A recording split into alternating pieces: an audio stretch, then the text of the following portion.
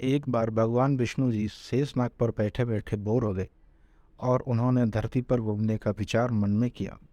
वैसे भी कई साल बीत गए थे धरती पर आए और वह अपनी यात्रा की तैयारी में लग गए। स्वामी को तैयार होता देखकर लक्ष्मी माँ ने पूछा, आज सुबह सुबह कहाँ जाने की तैयारी हो रही है? विष्णु जी ने माँ लक्ष्मी से कहा, मैं धरती लोक पर घूमने जा रहा हूँ।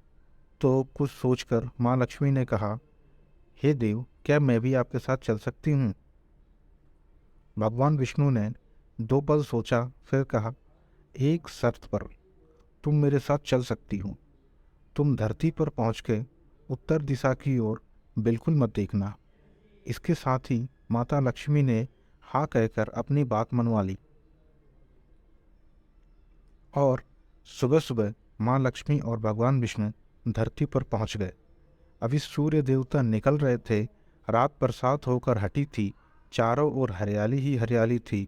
उस समय चारों ओर बहुत शांति थी, तो धरती बहुत ही सुंदर दिख रही थी और माँ लक्ष्मी मंत्र मुक्त होकर धरती को देख रही थी और भूल गई कि पति को क्या वचन देकर आई है, और चारों ओर देखती हुई कब उत्तर दिशा की ओर देखने लगी पता ही नहीं चला। उत्तर दिशा में माँ लक्ष्मी को एक बहुत ही सुंदर बगीचा नजर आया और उस तरफ से भीनी भीनी खुशबू आ रही थी और बहुत ही सुंदर फूल खिले हुए थे। यह एक फूलों का खेत था और माँ लक्ष्मी बिना सोचे समझे उस खेत में गई और एक सुंदर सा फूल तोड़ लाई।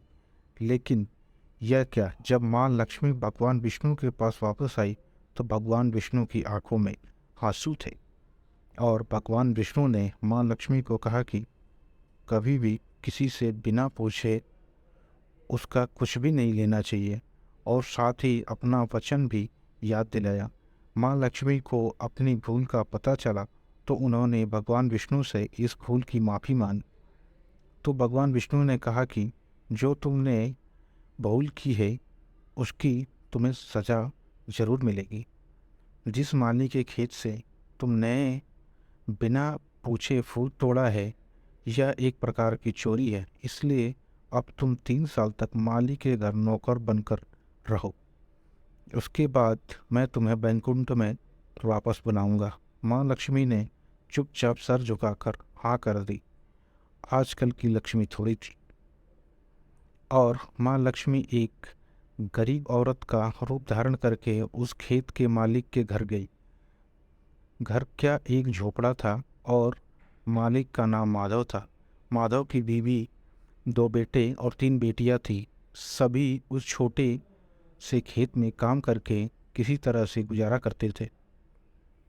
माँ लक्ष्मी जब साधारण और गरीब औरत बनकर माधव के झोपड़े पर गई तो माधव ने पूछा, बहन, तुम कौन हो और इस तरह तुम्हें क्या चाहिए? तब माँ लक्ष्मी ने कहा, मैं एक गरीब औरत हूँ, मेरी देखभाल करने वाले कोई नहीं। मैंने कई दिनों से खाना भी नहीं खाया। मुझे कोई भी काम दे दो, साथ में मैं तुम्हारे घर का काम भी कर दिया करूँगी। बस मुझे अपने घर में एक कोने में आसरा दे दो। माधव बहुत ही अच्छे दिल का मालिक था। उसे दया आ गई, लेकिन उसने कहा, बहन, मैं तो बहुत ही गरीब हूँ। मेरी कमाई से मेरे घर का खर्च मुश्किल से चलता है। लेकिन अगर मेरी 3 की जगह 4 बेटियां होती तो भी मेरे गुजारा करना था। अगर तुम मेरी बेटी बनकर यहाँ रूखा सूखा खाकर हमारे साथ रह सकती हो तो अंदर आ जाओ। माधव ने माँ लक्ष्मी को अपने झोपड़े में शरण दे दी और माँ लक्ष्मी 3 साल तक माधव के घर पर नौकरानी बनकर रही। जिस दिन माँ लक्ष्मी माधव के घर आई थी, उससे दूसरे दिन माधव को इतनी आमदनी हुई फूलों से कि शाम को एक गाय खरीद ली। फिर धीरे धीरे माधव ने काफ़ी ज़मीन खरीद ली और सबने अच्छे अच्छे कपड़े भी बनवा लिए और फिर एक बड़ा पक्का घर भी बनवा लिया।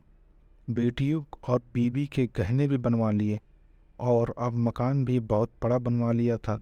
माधव हमेशा सोचता था कि मुझे यह सब इस महिला के आने के बाद मिला। इस बेटी के रूप में मेरी किस्मत आ गई है। मेरी ओर अब 2-5 साल बीत गए, लेकिन माँ लक्ष्मी अब भी घर में और खेत में काम कर रही थी। एक दिन माधव जब अपने खेतों से काम खत्म करके घर आया तो उसने अपने घर के बाहर सामने द्वार पर एक देवी स्वरूप गहनों से लदी एक औरत को देखा। ध्यान से देखने पर पहचान गया, अरे यह तो मेरी मुंह बोली चौथी बेटी यानी वही औरत है, और पहचान गया कि यह तो माँ लक्ष्मी है। अब तक माधव का पूरा परिवार बाहर आ गया था और सब हैरान होकर माँ लक्ष्मी को देख रहे थे। माधव बोला, माँ, हमें माफ़ कर, हमने तेरे से अनजाने में ही घर के बहुत सारे काम कराया, खेत के बहुत सारे काम कराया। हे माँ, यह कैसा अपराध हो गया। हे माँ, हम सबको माफ़ कर दे। अब माँ लक्ष्मी मुस्कुराई और बोली, माधव, तुम ही बहुत अच्छे दयालु व्यक्ति हो। तुमने मुझे अपनी बेटी की तरह रखा, अपने परिवार के सदस्य की तरह रखा। इसके बदले मैं तुम्हें वरदान देती हूँ कि तुम्हारे पास कभी भी खुशियों की और धन की कमी नहीं रहेगी। तुम्हें सारे सुख मिलेंगे जिसके तुम हकदार हो। और फिर माँ अपने स्वामी के द्वारा